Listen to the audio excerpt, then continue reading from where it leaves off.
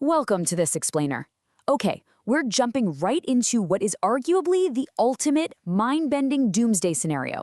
You look up at the night sky and you gotta wonder, what invisible giants are just lurking out there in the dark? Today, we're exploring exactly what would happen if one of the universe's most mysterious objects, a black hole, took a slight detour and passed right by Earth. We're gonna break down the science, bust some myths, and really look at the sheer cosmic power involved here. So let's dive into this with a thought experiment that honestly just blows my mind every time. Imagine, just for a second, that our sun didn't just burn out, but instantly, like right this second, became a black hole. And let's say it kept the exact same mass it has right now, just compressed way down. What do you think would happen to us here on Earth? Seriously, take a guess.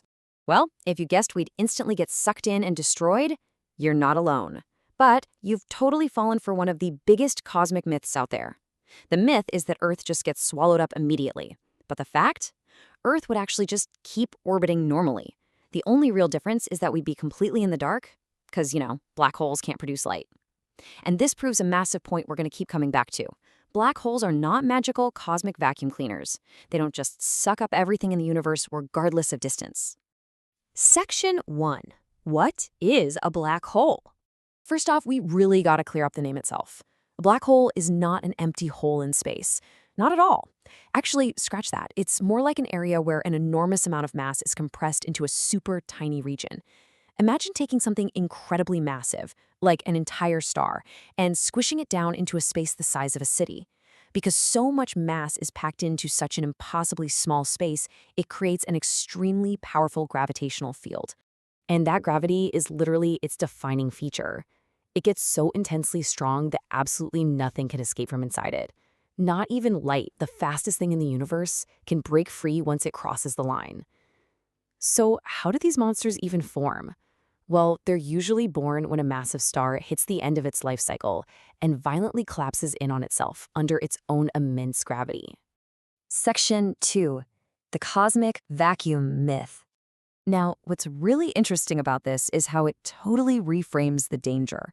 A black hole is dangerous strictly because of its gravity, not because it has some magical sucking power like your household vacuum cleaner.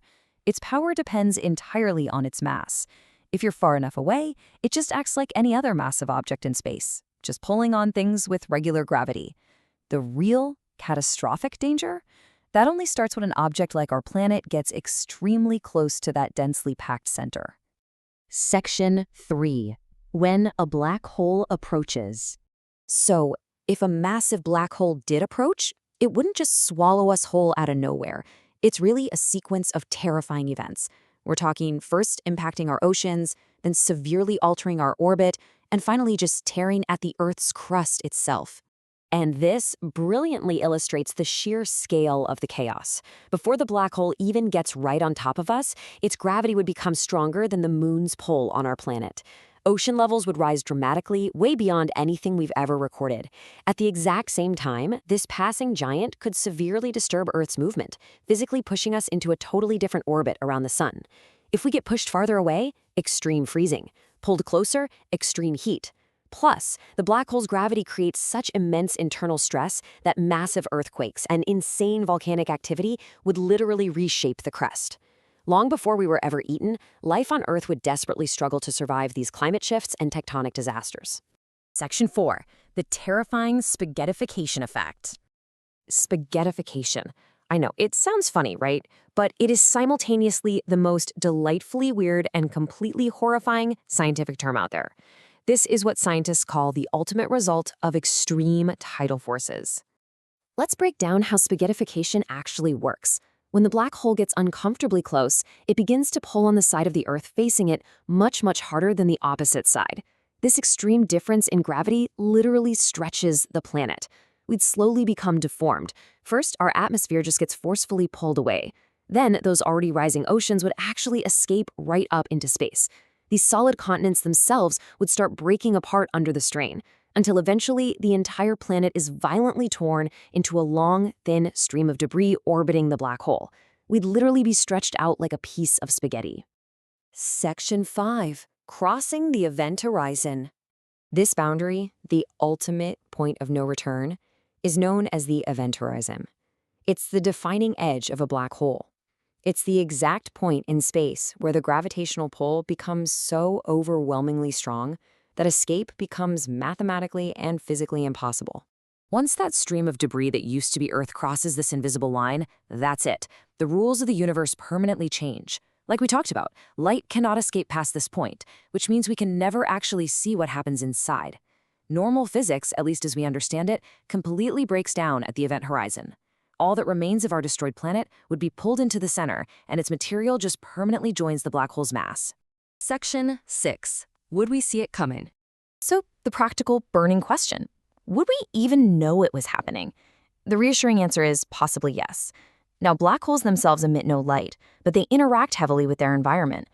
Long before it reached Earth, scientists might actually notice the light from distant stars bending strangely around an invisible object. They'd also likely observe sudden, unexplained changes in the orbits of other planets in our solar system, or measure these really powerful anomalous gravitational effects. So we'd see the footprint of the black hole, even if we couldn't see the hole itself. But of course, there is a pretty chilling caveat here.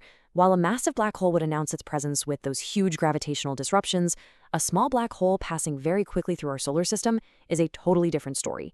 Because it's small and fast, it might not disrupt enough of our outer solar system to set off alarms in time.